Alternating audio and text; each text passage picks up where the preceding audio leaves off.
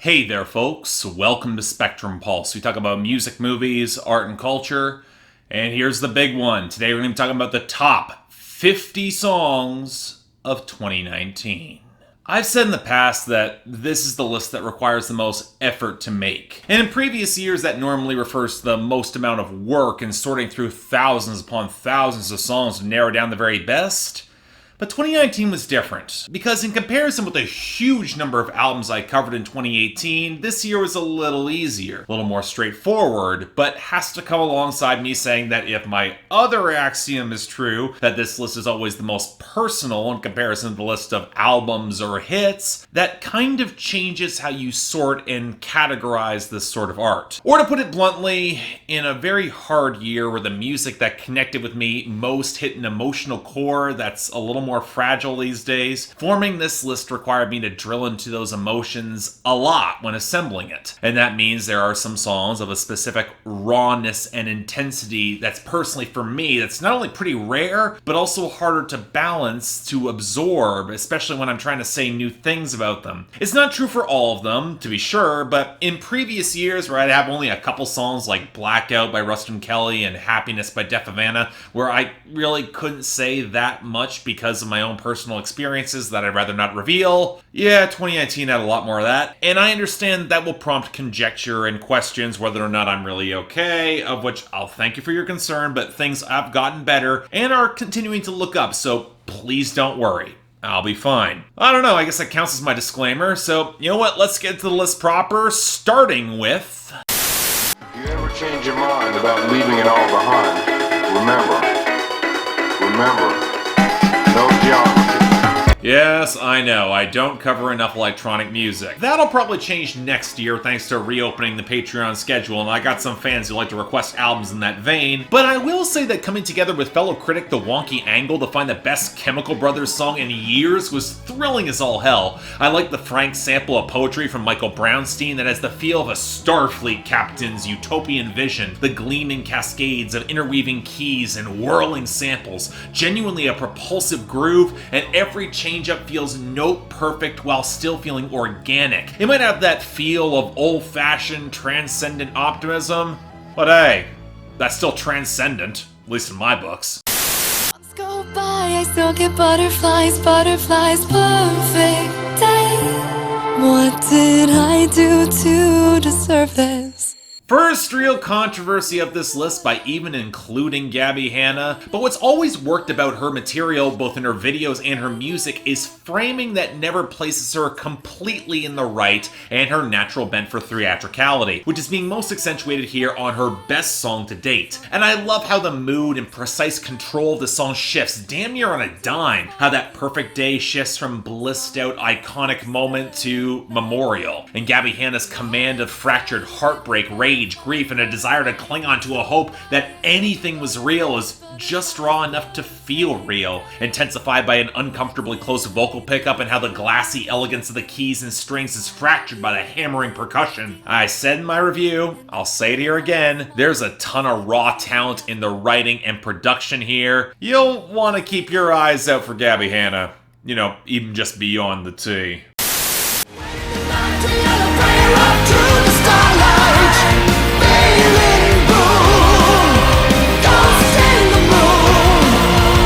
Now this, on the other hand, is pure over-the-top power metal awesomeness that's not higher because only one of the most striking hooks of the year is held back by a couple frustrations in the composition. The song runs too long, the final passage doesn't really connect or call back to the main melodic motifs outside of some of the lyrics, and said lyrics don't really have the dramatic complexity of, say, Let the Storm Descend Upon You from Ghostlights. That being said, the hard pivot away from shallow light to the welcoming acceptance of darkness, it's got all the high camp bombast that's been Avantasia's hallmark, and again, one of the most striking hooks of this year.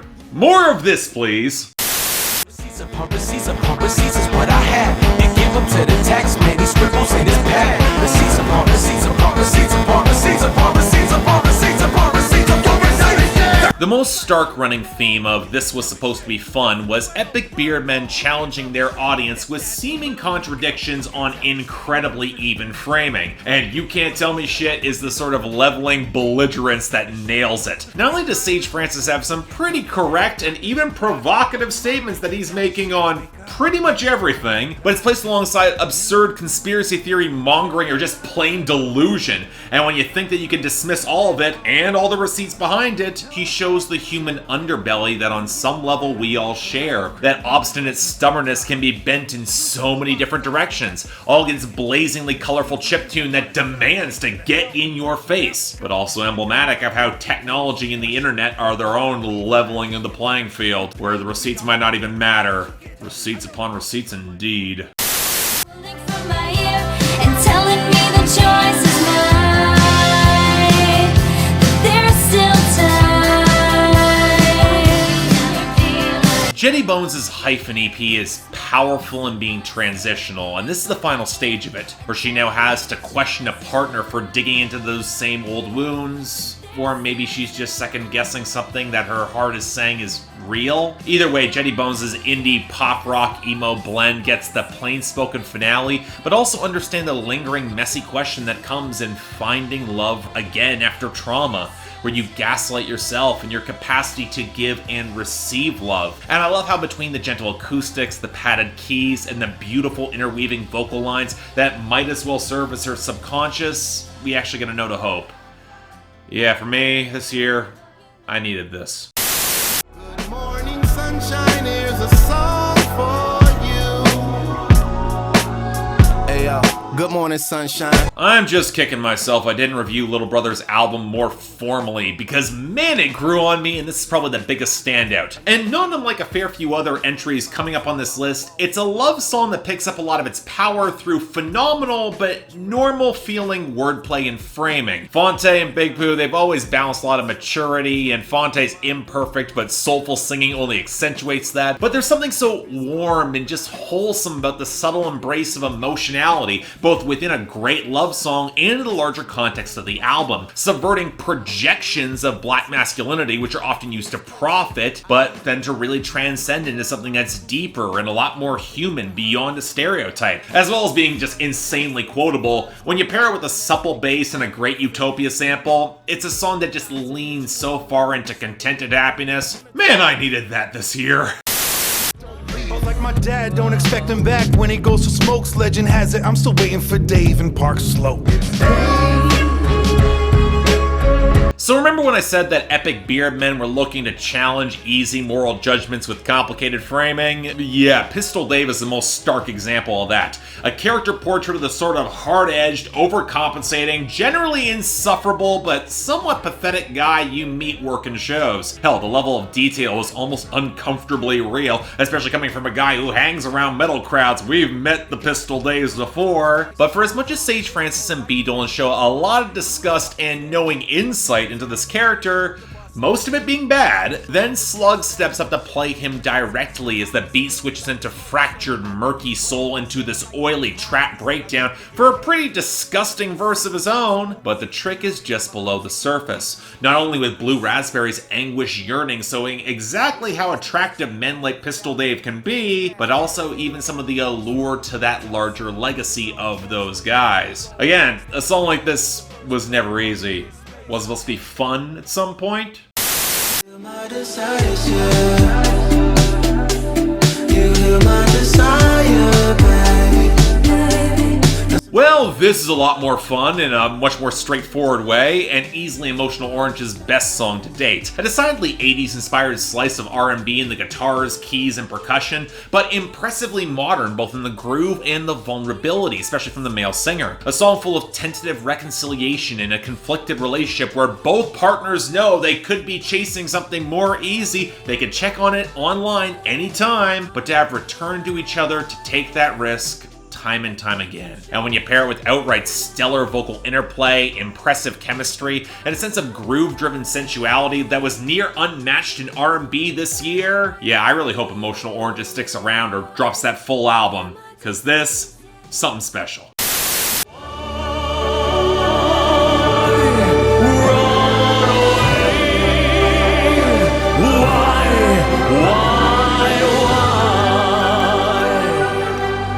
back to the outright ridiculous, and a song that I honestly did not expect to make my list, most because Devin Townsend going chamber music fused with extreme metal is the sort of thing that should not work, especially coming off of Empath. And yet, for as much as I want to laugh about the high melodrama of it all, I love that the song basically serves as a dissection of itself, only to find some sort of core of emotive affection all the same, sold with the sort of classical pomp and circumstance that would never abide such subject matter conventionally. And yet, unlike the rest of the album, there's little to no overproduction. The strings are allowed to be lush, the crescendo is allowed to develop off naturally, the metal elements are subtle, until they're not, and Devin Townsend proves that he's one of the most dynamic and expressive singers working today. Hell, with this, the question isn't why, but why the hell not? Don't tell me what you want, 'cause I know you know.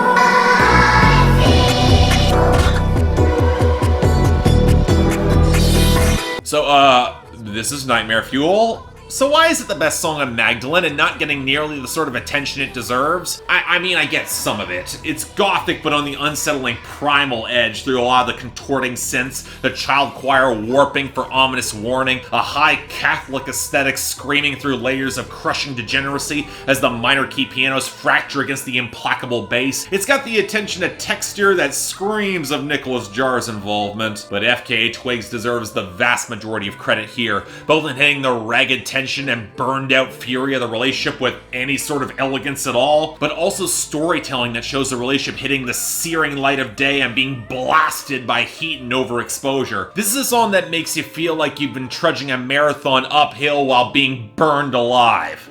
So of course it makes the list. And the bar's getting lower.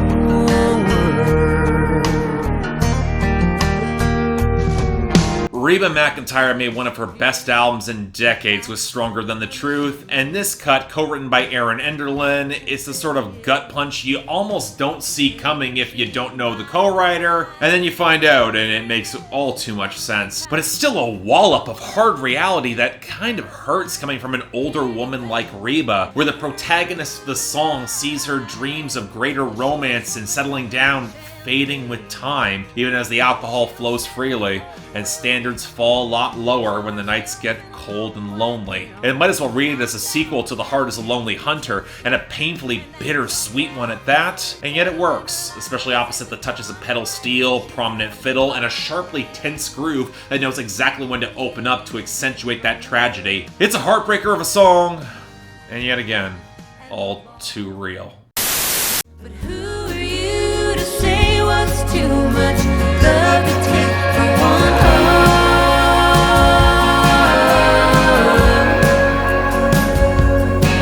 And yet, from a song characterized by restraint and longing unfulfilled, we've got a dream country track that is all about taking that step to fall in love too hard, and who are you to tell her otherwise? And that's what I love about this track. It's a similar sense of drama that anchored Lydia Lovelace's best songs from her album Real in 2016. A risky choice that's being made with self-awareness. She knows what she's doing, but made all the same, even if you know the mess is likely just out of frame. But Mikayla Ann does not frame herself as being hard-bitten or jaded. Her sweeter vocal tone balanced against the keening atmosphere and the brittle acoustics to subtly ramp up the tension, there's just enough genuine yearning to make a lump rise in your throat for the horrible fate that might come by taking this risk. But she is taking that risk of her own free will. She'll own the consequences of her passion. Why do I get the feeling that Dessa was talking about this sort of girl on a ride? And why yet do I feel like I empathize so strongly with them both? Have to wonder.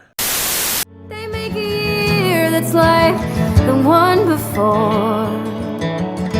You're still a ghost in every town.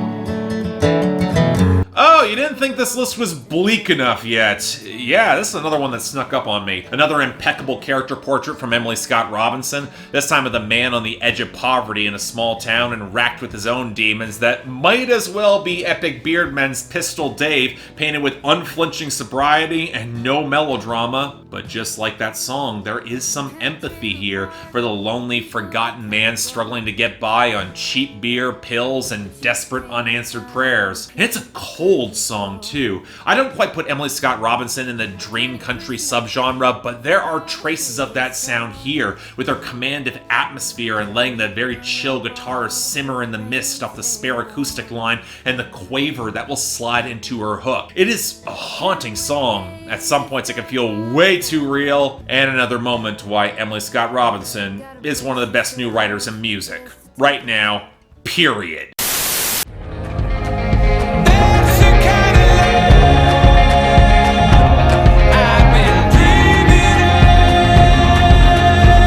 Whereas Hozier might be one of the best raw performers working in music today, because even if Wasteland Baby was a considerable step down from his landmark debut, I can't deny he'll sell a song like this with a lot of raw intensity and firepower. What I've always loved about Hozier is how utterly unashamed he is of the sexual appetites in his music and that subtext, that show both a comfort and nuance that's both really refreshing and more than a little kinky. And he's gonna do it on a song all about taking the piss out of stuffy social conventions. Hell, when you pair it with that massively catchy guitar lick, the punchy drum line, and that coursing bass, and Hozier's raw expressiveness, this is horny on main and flagrantly reveling in it. Not the only song like it in 2019 that'll make this list for the record, but we'll get to them. Passing out plans, no passes. Still laughing at smashing that like button. Still stepping on nothing but the gas till I'm past you. Go or your ghost, no passes. One of the things I just love about Shredder's second album, especially Sims' razor-sharp verse here, is the lack of punches that are being pulled with the politics. Because while there's always been a collectivist, borderline survivalist, anti-authoritarian streak to the Doomtree crew, this is the sort of flagrant and targeted attack we just haven't seen. Vanilla Isis has the sort of interlinked focus you'd more likely see on leftist YouTube than across the vast majority of hip-hop these days, underground or otherwise, not just in highlighting the toxic idiocy of the alt-right and attempts to co-opt smarter media than them, the Rick and Morty reference is inspired, but also highlighting how most of them have no individuality, and their endless diatribes are just goddamn boring. And that's why P.O.S.'s last verse is so essential here, drawing a connection back to the version of cool that has persisted among men with some style, but also highlighting just how easy it can be to get sucked into that black hole that can be the alt-right online. Also, when you provide a lean but burly groove with enough wiry melody to stick off the punchy drums and an inspired melodic switch back into Xanthrax from the last album, yeah, this gets the people going.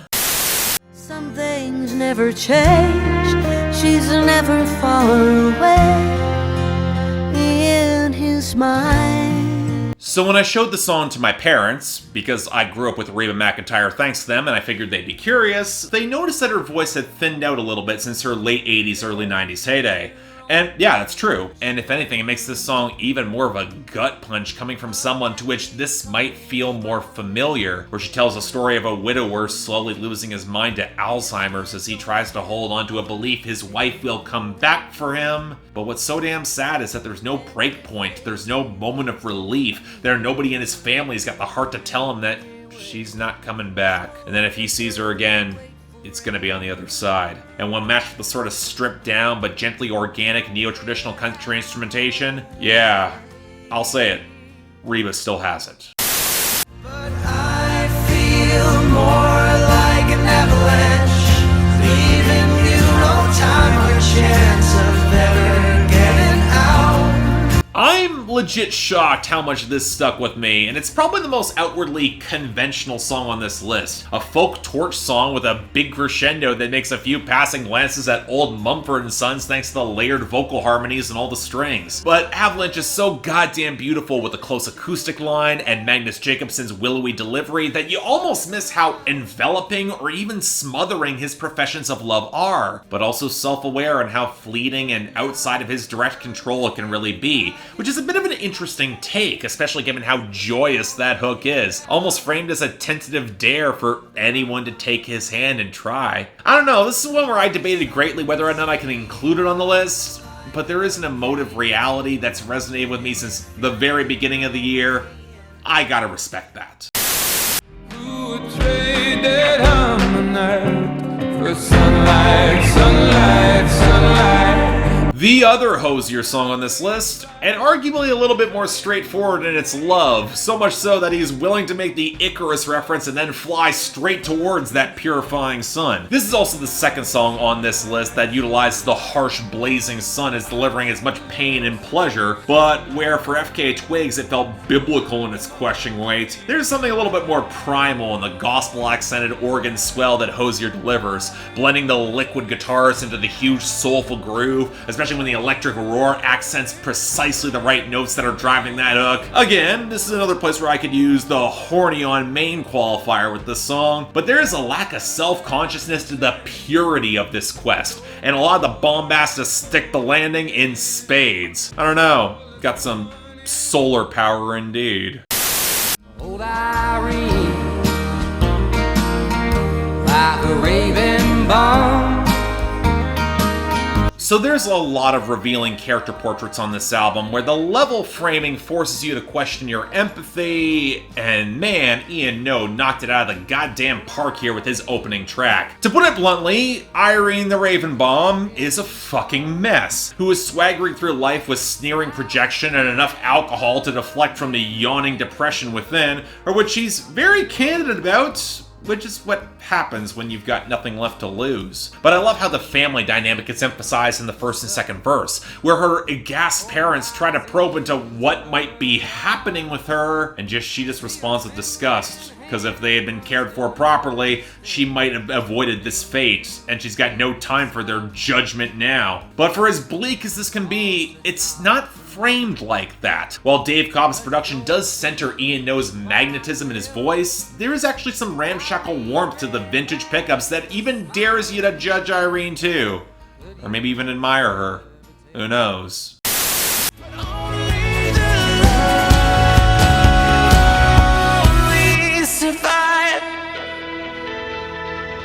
You know, at this point I could go on yet another rant that Marianas Trench getting snubbed from greater presence with accessible pop materials just infuriating, but I can only imagine getting a song like Only the Lonely Survive to radio. It might be tough. The huge galloping groove and even bigger hook off the glistening touches of guitar, Josh Ramsey remaining one of the most strident vocalists that's in the genre, and then the lyrics that draw the first hint that a return to that long-departed ex still has some allure for him, even despite the utter disaster that he knows it would be. But again, is that consuming fire better than the loneliness? And is he desperate enough not to care either way? It's a complex question, and the fact that the album explores it with such detail while still making pop music, it's a credit to a phenomenal track that's kicking it all off.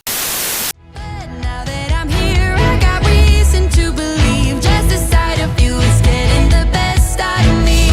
You know, it's a similar buoyant, propulsive groove, but the desperate optimism becomes more straightforward this time around with Sigrid, who intended the song for her fans and probably the most blatant admission of the feedback relationship between pop artists and fandom since Larger Than Life by the Backstreet Boys. But Sigrid leans into the human details that might paint her in some broad primary colors, but off that rush of strings and thrumming bass and steady clatter of percussion, not only is the momentum impeccable, the melodic motifs are mirrored and echoed to tremendous size for the sort of festival-filling opening song that'll serve her well for years to come. No joke, I remember being impressed simply at a distance to hear Sigrid at Reading back in 2018, and you know what, if she pushed this live as her lead-off song, yeah, you know what, the every girl pop star, she got her anthem. I love it more than rapping or eating. I love it more than napping or reading. I love it more than new kicks. I'll be happier in bare feet with a few chicks. Look, I'm not sure how much I can really say about this, outside of the fact that Homeboy Sandman wrote one of the funniest songs I heard all year that's insanely quotable, remarkably candid, about as progressive as you could get, and all against a warm bass solo and what sounds like vintage porn. It is a ridiculous song and one that doesn't really fit in completely on the album, but it's simply way too much raw fun for me to deny. The fact that it hasn't been memed yet, it's a goddamn crime, people. Get on it. Oh my God, think it's the greatest day of my life. So glad you arrived. Yeah, I know. No, I don't care that a lot of people hated this song. I'd argue a lot of people never understood this song within the context of the album, an extended long-form narrative surrounding Chance's nuptials and the myriad questions that come at that point of your life. And the title track of The Big Day is the flashpoint, where all the hopes and churning insecurity and raw nerves bounce off each other in a mix that's just fragmented and alien enough in order to capture it. From the padded keys to the remarkably warm acoustics that lean into Chance the Rapper's unrefined vocals that I've always liked, how the mix will then switch against the blurry warps that reflect an unknown even as the song will bend across key changes, to how Francis and the Lights drops into a manic shouted breakdown that's been compared to MC Ride, but never feels quite right because it's got all the exuberance but none of the nihilism. And yet it works because in the cathartic release of recognizing the miracle of this sort of love connection, why wouldn't he cut loose and celebrate on his big day? Tell me why you gotta kick me when I'm down. Well, this feels weird. Bring Me the Horizon puts out their most uneven, pop-leaning project to date, and I wind up really liking one of the most flagrantly pop songs on it. And honestly, if it wasn't for the outro that does run long and doesn't quite feel connected, this would be even higher on my list. The crushing impact of the synth horns and the trap drop, the ominous crescendos that make the second time a kid's choir is used in a song that in this list and actually worked, and Ollie Sykes being pretty damn convincing, roaring his defiance back at those haters. And by the time you flip to the bridge in which everything is going to 11, the anthemic side of Bring Me the Horizon basically kicks into high gear, and the sheer rage at what could be his own audience, it hits hard. Now granted, they responded in turn when it came to the sales of this project, but we did get this along the way. I'm not complaining. I took off my wedding ring. I didn't say goodbye.